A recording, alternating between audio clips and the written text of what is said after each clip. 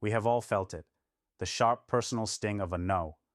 Not getting the job you were convinced was perfect for you, being turned down for a date by someone you admire, a creative project you poured your heart into being dismissed with a single curt email, a friend who suddenly stops texting back. In those moments, the feeling is more than just disappointment. It's a deep, visceral pain that can feel like a judgment on our entire being. It whispers to us, "You are not good enough. You are not smart enough. You are not likable enough. You are not worthy." A single rejection can send us into a spiral of self-doubt and self-criticism that can last for days, destroying our confidence. Why does it hurt so much? Neuroscientists have given us a stunning answer. When we experience social rejection, our brain activates the very same regions and pathways that process physical pain. In a very real sense, your brain treats a rejection like a physical injury. That feeling of being heartbroken is not just a metaphor, it's a neurological reality. But if rejection is an inevitable part of a life lived with any amount of courage, how do we learn to handle it? The goal is not to build a world where we never face rejection. The goal is to build a mind that is not destroyed by it. Today, we are going to build a toolkit for handling rejection. We will explore the deep evolutionary reason it hurts so much. We'll cover a 3-step emotional first aid process for dealing with the pain in the moment. And we will look at 2 powerful, long-term mindsets that will help you build a core of confidence that no single no can ever shatter. To learn how to handle rejection, we must first understand why it feels like such a profound threat. The answer lies deep in our evolutionary past. For our ancient ancestors, living in small, interdependent tribes, social connection was not a luxury. It was the key to survival. Being part of the group meant access to food, protection from predators, and the opportunity to reproduce. Banishment or rejection from the tribe was a literal death sentence. An individual alone in the wilderness would not last long. Because of this, our brains evolved a powerful social monitoring system, constantly scanning for signs of disapproval or potential rejection. And it developed an intense, painful response to that rejection to serve as a powerful warning signal, compelling us to correct our behavior and regain our place in the group.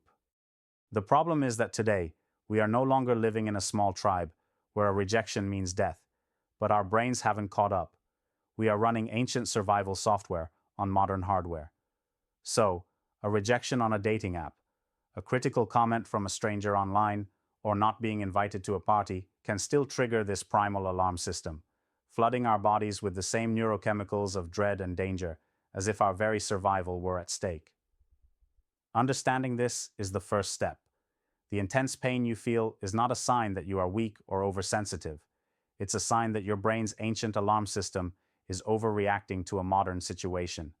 So, when that alarm goes off, what do?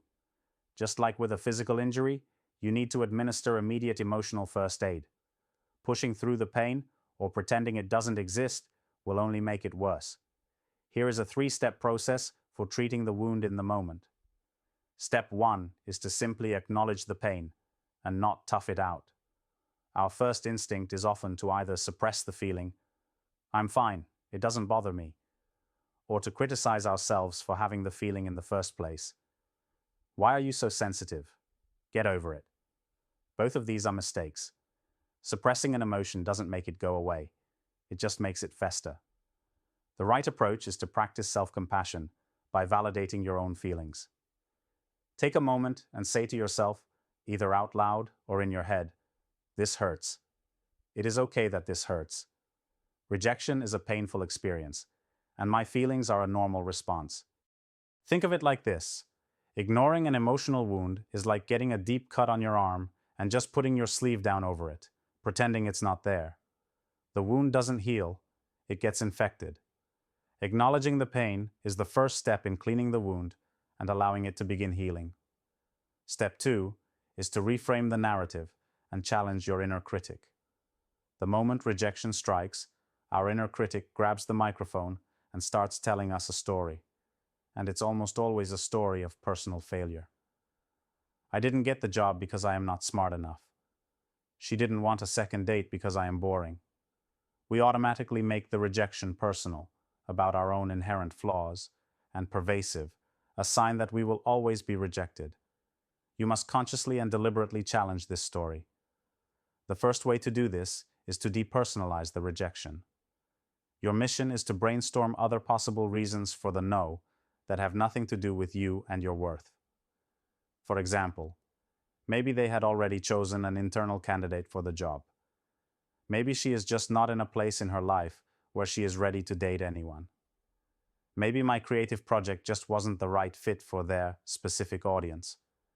The goal is to recognize that another person's decision is almost always a reflection of their own needs, circumstances, and preferences, not a definitive verdict on your value as a human being. The second part of reframing is to focus on the effort, not the outcome. You cannot control whether someone says yes or no, but you have complete control over your own actions. So, instead of focusing on the pain of the rejection, you consciously shift your focus to the courage of the attempt. Tell yourself, I am proud of myself for preparing so thoroughly for that interview. I am proud that I was brave enough to be vulnerable and ask that person out. You celebrate the action, which you can control, not the outcome, which you cannot. Step 3 of our emotional first aid is to reconnect with your value and rebuild your self-worth. Rejection can act like a temporary form of amnesia, making us forget everything else that is good about ourselves. Our mind becomes hyper-focused on the single data point of the rejection. Your job is to intentionally zoom out and remind yourself of the bigger picture of who you are. A powerful exercise, recommended by psychologist Dr. Guy Winch, is to make a list of 3 to 5 qualities you have that you value. These should be core traits that are completely unrelated to the situation in which you were rejected. For example, if you were rejected for a job, you might write down, I am a loyal and supportive friend. I have a great sense of humor. I am a skilled cook. I am disciplined with my fitness routine. I am kind to animals. This exercise may feel silly at first, but it is a powerful intervention. It reactivates the parts of your brain associated with your positive identity. It reminds you that your worth is not defined by one single domain. You are a complex, multifaceted person, and one person's no in one area of your life does not diminish your value in all the others. These 3 steps, acknowledging the pain, reframing the narrative, and reconnecting with your value, are your emergency kit for the moment rejection strikes. But the long-term goal is to build a core of confidence so strong that these rejections, while they may still sting, no longer have the power to devastate you. This requires cultivating 2 powerful mindsets. The first long-term mindset is to decouple your actions from your worth. Many of us live with our sense of self-worth fused to our outcomes. If our project succeeds, we are a success. If our project fails, we are a failure. This is an incredibly fragile and stressful way to live because it means our self-esteem is constantly fluctuating based on external events we cannot fully control. A resilient person learns to create a space between who they are and what they do. They see their actions, their projects, and their asks not as referendums on their worth, but as experiments. The purpose of an experiment is to gather data. Sometimes the experiment works, and sometimes it doesn't. But the outcome, whether success or failure, does not change the value of the scientist conducting it. It simply provides information that can be used for the next experiment. By adopting this mindset, a job rejection is no longer a verdict that says you are not good enough. It is data that says, this particular approach did not work with this particular company at this particular time.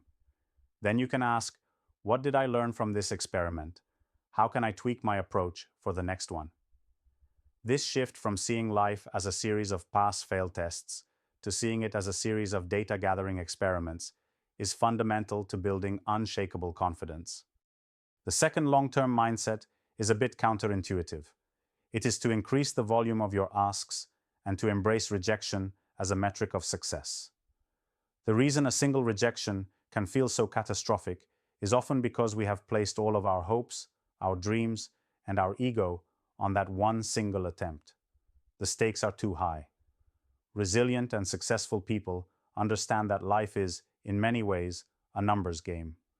To get more yeses, more dates, more clients, more job offers, you will inevitably have to collect more no's.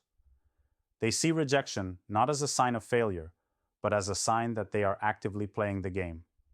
The best salespeople are almost always the ones who get rejected the most, because they are the ones making the most calls. They don't take each no personally. They see it as a necessary and unavoidable step on the path to the next yes. You can train this mindset by setting a rejection goal. Instead of setting a goal to get one yes, you could set a goal to get 10 no's this month. This might mean applying for 10 ambitious jobs you feel slightly underqualified for, or pitching 10 creative ideas to people you admire. This brilliant reframe changes rejection from something to be feared into the very thing you are trying to achieve. It desensitizes you to the sting of no and builds incredible courage and momentum in the process. So, let's bring it all together. Rejection hurts.